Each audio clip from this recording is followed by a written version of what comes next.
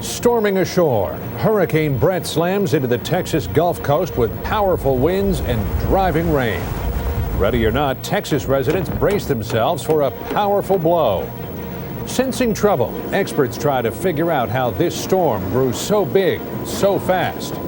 And a few last miracles aside, rescue crews in Turkey are ending the search for survivors. This is the CBS Evening News with John Roberts. Good evening. The first hurricane of the 1999 season is a monster, and it is battering the coast of Texas tonight. Hurricane Brett is taking aim on a stretch of coastline between Brownsville and Corpus Christi with sustained winds of 140 miles per hour, making it a dangerous Category 4 storm. The Federal Emergency Management Agency says it has the potential to be a major disaster.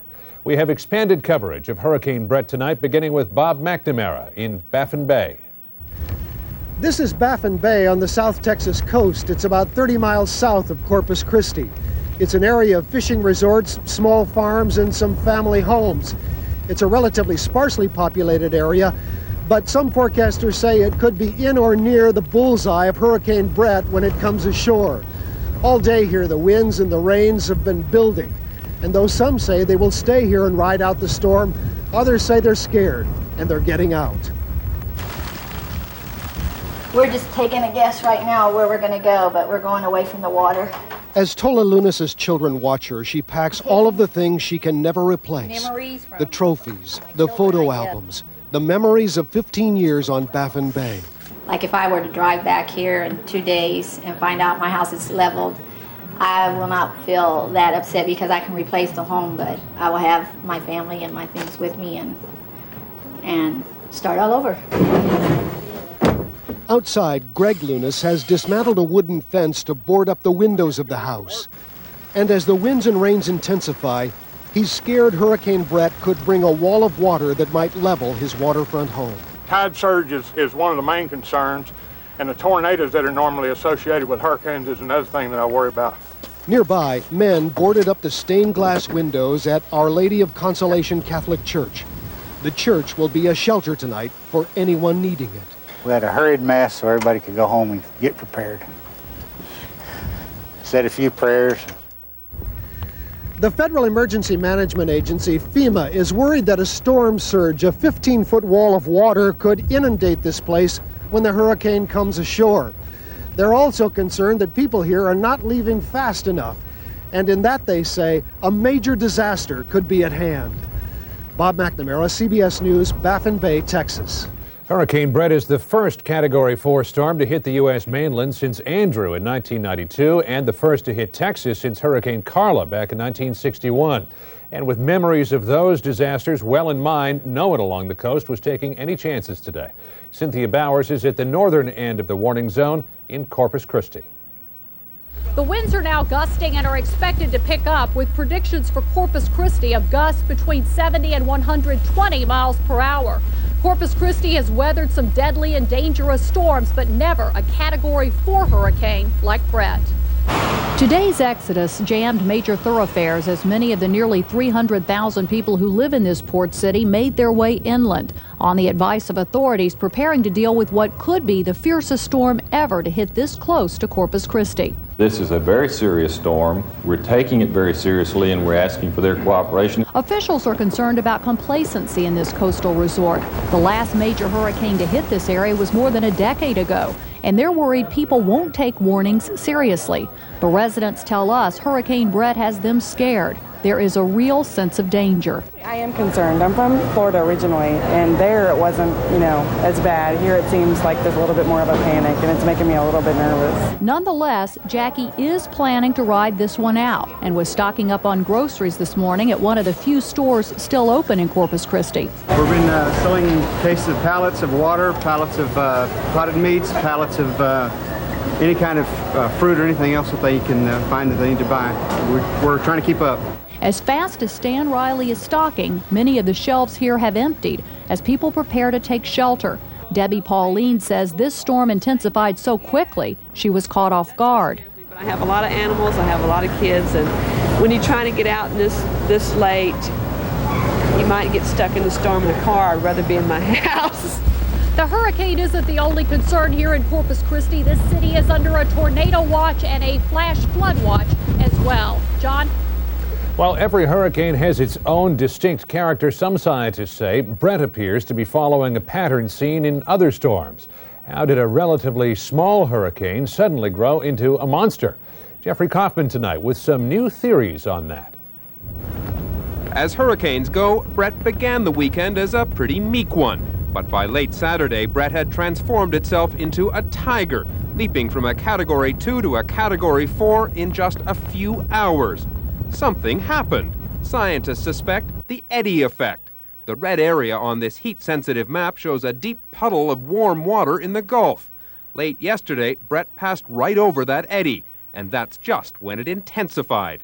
An eddy affects the hurricane by providing more heat to the atmosphere. Of course, the more heat to the atmosphere, the greater the chances of intensification for these systems. That's exactly what happened in 1995 when Hurricane Opal crashed into the Florida Panhandle. Just before Opal hit, its moderate winds intensified from 98 to 150 miles an hour. Opal had passed over an eddy. The eddies are constantly being formed as the warm Caribbean current winds through the Gulf. The giant eddies break off and slowly spin across, taking months to hit the west coast, where they disintegrate. Using high-tech temperature gauges, scientists are now tracking the eddies' impact on hurricanes. The good news is we know where the eddies are this year. The bad news is it's in phase with hurricane season. It's not simply about proving theory. It's about helping scientists predict the strength and the path of hurricanes so that people have time to prepare. Jeffrey Kaufman, CBS News, New York. Still to come on tonight's CBS Evening News, little hope for finding any more miracle survivors of the Turkish earthquake.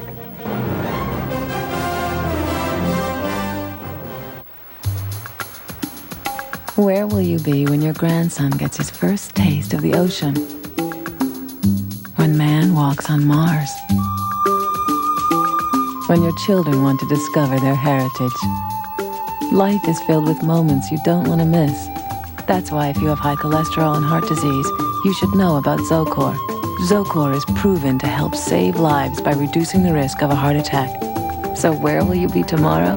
That could depend on what you do today. When diet and exercise aren't enough, talk to your doctor about adding Zocor. Zocor is a prescription medication and is not right for everyone, including women who are nursing, pregnant, or may become pregnant, or people with liver problems. Your doctor may do blood tests to check for liver problems, because serious side effects can result. Tell your doctor about any muscle pain or weakness you experience while on Zocor, and about any medicines you are taking.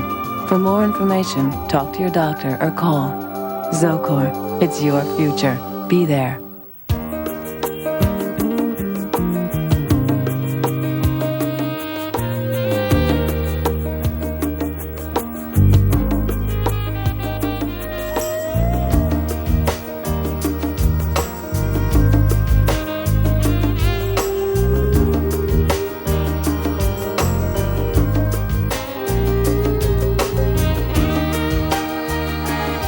Ask your doctor about Viagra. The toll of confirmed dead from last week's earthquake in Turkey passed 12,100 today, though the final toll could reach 40,000. Incredibly, 2 more people were found alive. But Randall Pinkston tells us it's clear organized rescue efforts are ending. Adelet Chetinol may be one of the final miracles of this earthquake. 52 years old and disabled, she was found alive after 130 hours. But now, following 6 desperate days of feverish struggle, the search and rescue teams and the Turkish government have decided there will likely be no more miracles. The Swiss have left. The team from Virginia will leave soon. And the mountains of concrete have now been turned over to the bulldozer crews. But on the main street of Adapazari, which is about as bad as it gets around here, these people won't give up, doggedly searching for what they believe is a survivor. Then, the sad reality. No one is alive here. Soon they will join their neighbors in salvaging what they can, anything to start over again. A sewing machine, furniture, curtains. There's never a good place for an earthquake, but this one couldn't have occurred in a worse location. This city is one of several in the epicenter of Turkey's industrial production. 1/3 of the nation's wealth is produced here. But with massive power disruptions, shortages of fuel and water, and a shattered workforce, Turkey is at a standstill. By one estimate, the earthquake cut commerce by $250 million a week, money that will never be recovered. The good news is that many of the largest factories escaped damage. But until these people have somewhere to live, food, and safe running water, Turkey's industrial health is the least of their concerns. Randall Pinkston, CBS News, Adapazari, Turkey.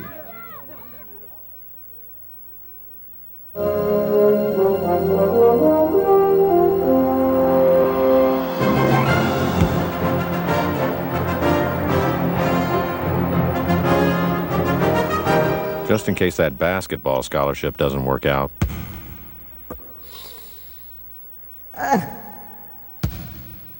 You'll need something to fall back on, like school.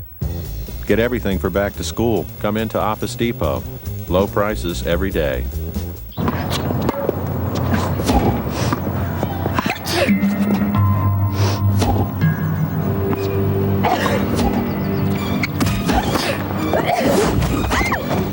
Allergies knocking you flat?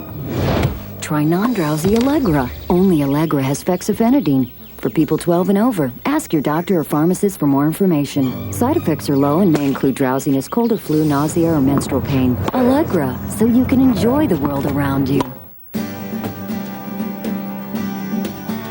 Today, millions of people are living fuller lives. Free to go and do whatever they please, whenever they please. All because of the extra protection they get from Depend. Leading store brands are 50% more likely to leak than Depend. So get Depend and get all the confidence you need to live life to the fullest. Get all you want out of life with Depend. Sign here? Sorry, I only have a minute. In so many ways, in so many places, it keeps 1 million disasters a day from happening.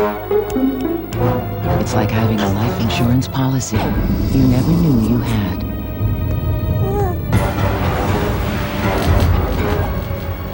Gotta go. It's plastics. There's my good girl. Plastics make it possible. As the nation's schools reopen, teachers are increasingly worrying about security and behavioral issues that rarely concerned them before. To the already long list of worries, add one more: academic honesty, or the lack of it. That's tonight's Sunday cover. High-tech cheating, as simple as a double click, but a lot harder to stop. 16-year-old honor student Leah Solowski has always used hard work to get good grades. But last year, she crossed the line when she was assigned to write a paper in Spanish about the importance of eating a healthy diet. I just didn't think I'd get caught. So I went on the internet and I looked up a healthy diet in Spanish. And it brought up a whole bunch, and I just picked one, I printed it out, and I retyped it, and I turned it as my own work. Since I don't have school on Monday yet. But Leah did get caught.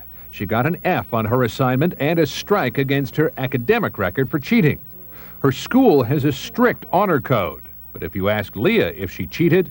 In a sense, but I didn't think it was a big deal, as it really turned out to be.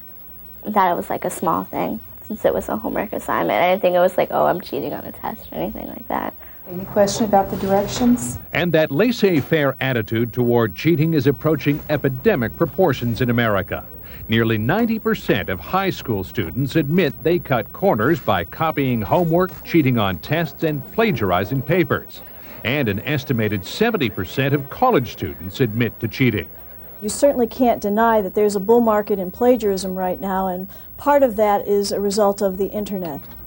Barbara Glatt is a former English professor who now runs a website dedicated to helping teachers identify and cope with cheating. She says easy access on the internet to everything from research papers to publications is threatening the very concept of education. Academic honesty speaks to the integrity of the entire learning process. And so when you tamper with that, and when you have plagiarism going on, then no learning is taking place, and that affects all of us. Yet, into this Little Rock High School. Why would they do that? Christopher Mack is a senior and straight-A student in Austin, Texas.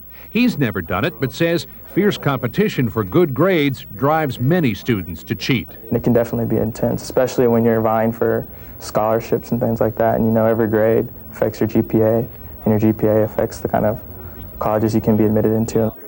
14-year-old junior Sarah Schulman says teachers don't know how to handle the problem. Teachers aren't really stopping it, at least in none of the classes I have. I see students cheating all the time, and it's a really big loss for those of us who do study. I don't let any instance of academic cheating go by unnoticed or uncharged. Colleges with stringent honor codes, like the University of North Carolina at Chapel Hill, strive to eliminate academic dishonesty, but can't catch everyone. Senior Drew Haywood, an investigator with UNC's Honor Court, listens to as many as 60 cheating cases each semester. I think academic cheating is a bigger problem here than, say, drug use, for example. It's a problem that we constantly have to work on. For Leah Solowski, who starts classes this week, that means resisting temptation. With one strike for cheating already against her, 2 more, and she's out. I might think about it, but, well, right now I think I'm going to look back on what happened to me. And it should be a lesson to me not to do it again. So at this point, I probably won't. Would-be cheaters at the college level beware. More schools are putting cheating incidents on students' disciplinary records. And more employers are asking to see those records before they hire. There's a happy event at the San Diego Zoo, the birth of a baby giant panda. Zookeepers say the cub appears to be healthy, but it's too early to tell its gender. The cub is the first to be born in the Western Hemisphere since 1990. And updating our top story today, Hurricane Brett, a powerful Category 4 storm, is moving in on the Texas Gulf Coast this evening with sustained winds of 140 miles per hour. The eye wall has now passed over Padre Island. Stay with CBS and the CBS station for the latest on this dangerous storm. I'm John Roberts, CBS News in New York. Thanks for joining us. Have a good night and a good week. For news 24 hours a day, CBS.com on the internet and on our interactive partner, America Online, at keyword CBS News.